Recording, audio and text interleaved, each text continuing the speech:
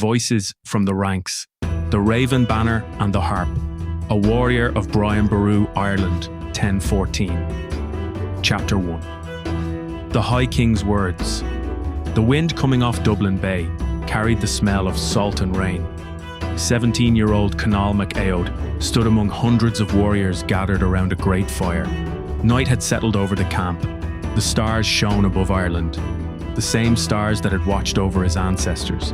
The same stars that would watch over tomorrow's battle. Conall tightened the leather strap around his shield. Nearby men sharpened axes, others checked spearheads. The scrape of whetstones filled the darkness. Some warriors laughed loudly, others sat quietly with their thoughts. Everyone understood what awaited them at dawn. Then the crowd parted, a murmur spread through the camp. Brian Boru had arrived. Though more than 70 years old, the High King still carried himself with the confidence of a warrior. The firelight danced across his face. His hair was white now. His eyes were not. Those eyes still possessed the determination that had united much of Ireland. The camp fell silent. Brian looked across the assembled warriors. His voice was calm, strong, clear. "Men of Ireland," the words carried through the darkness, "you have trained for this day." Every warrior listened. "You have marched for this day." The fire crackled. No one moved. "The men gathering against us seek power. They seek wealth. They seek what belongs to your families." Conall saw heads nodding. "They would take your land." More nods. "They would take your cattle." Angry muttering spread through the crowd. "They would take your homes and leave your children slaves to foreign masters." Now warriors gripped weapons tighter. Brian pointed toward the distant darkness, toward Dublin. "Tomorrow we stand together."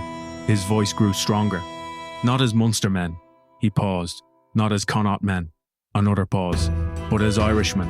The warriors erupted. Spears rose. Shields pounded. Voices thundered into the night. Conall felt his fear begin to change, not disappear. Fear never truly vanished, but now it mixed with purpose. For the first time he understood why men followed Brian Boru. The old king could make ordinary men believe they were part of something greater than themselves. Chapter 2. The last night before battle, sleep came slowly. Most warriors remained awake. The camp buzzed with activity. Veterans practiced shield formations. Young warriors repeated spear thrusts. Again. The movements had been drilled into them for years. Conall joined the exercises. His shield arm burned from exhaustion. His spear felt heavier with every repetition. The instructor walked among them. "Keep your line." A warrior stepped out too far. The instructor struck him with a stick. Dead. Laughter followed.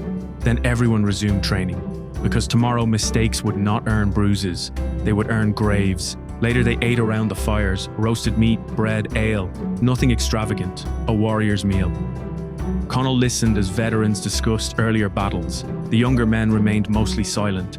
They were trying not to think about tomorrow, trying not to imagine axes splitting shields, trying not to imagine arrows or death. The wind carried distant sounds from Dublin. The enemy camp was awake too, preparing, waiting, sharpening steel. Chapter 3. Good Friday, April 23rd, 1014, dawn. The sun rose red through the morning mist. Conall stood in formation. The field of Clontarf stretched before him. To one side lay Dublin Bay. To the other stretched marshy ground and open fields. The tide would play a crucial role later, though few warriors realised it yet. Across the field stood the enemy, the forces of Leinster, the Norse Gaels of Dublin, Viking warriors from overseas. Thousands of men, rows of shields glittered beneath the morning sun. Colourful banners snapped in the wind. Among them flew the dreaded Raven Banner, a symbol feared throughout the Viking world. Conall swallowed hard. The enemy looked enormous. Suddenly the drums began, then horns. The battlefield came alive. The Battle of Clontarf had begun. Chapter 4. Shield against shield. The first collision shook Conall to his core. The two lines crashed together with a thunderous roar. Wood splintered. Steel rang. Men screamed. The world became chaos. Conall thrust his spear. A Viking shield blocked the blow. He thrust again.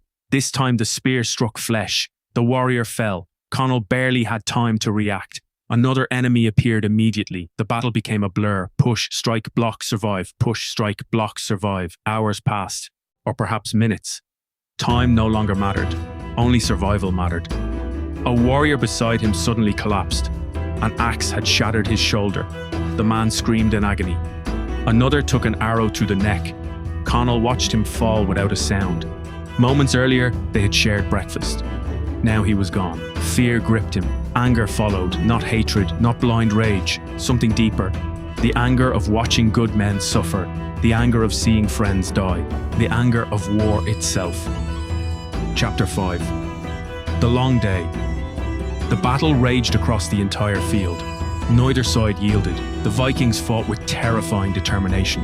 The Irish fought with equal resolve. The dead covered the ground. Mud became stained red. Conall's shield was cracked. His arms felt like stone. His throat burned. Still he fought. Around midday, the enemy began to falter. Not everywhere, but enough. The Irish line slowly pushed forward, step by bloody step.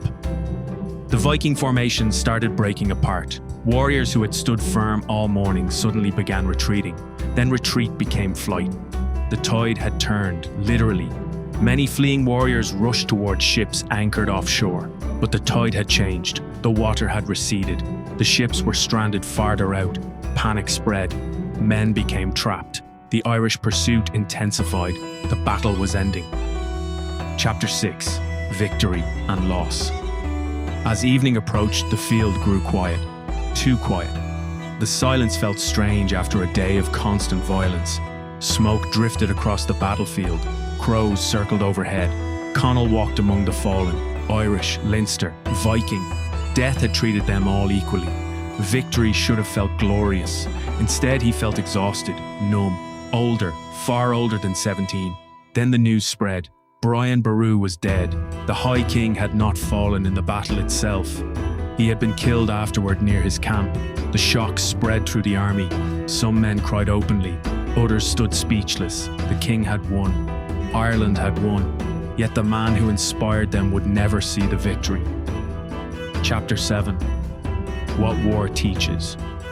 Days later, Conall stood overlooking the battlefield one final time. The grass moved gently in the wind. Nature was already reclaiming the scars of war. He thought about the young man who had arrived at Clontarf. That boy had dreamed of glory, of heroes, of songs. The warrior leaving Clontarf understood something different. War was not glory. War was sacrifice. War was courage in the face of fear. War was standing beside friends when every instinct told you to run. War was protecting something larger than yourself, his homeland, his people, his family, his future. The cost had been terrible, yet Ireland remained free. Conall tightened his grip on his spear. The lessons of Clontarf would remain with him forever. The High King was gone, but his words endured, and as Conall marched away with the surviving warriors, he carried something he had not possessed before the battle. Not pride, not victory. Something deeper, a love for Ireland, and the understanding that freedom often demands a terrible price. The ravens still circled above the field, but the Harp of Ireland would endure.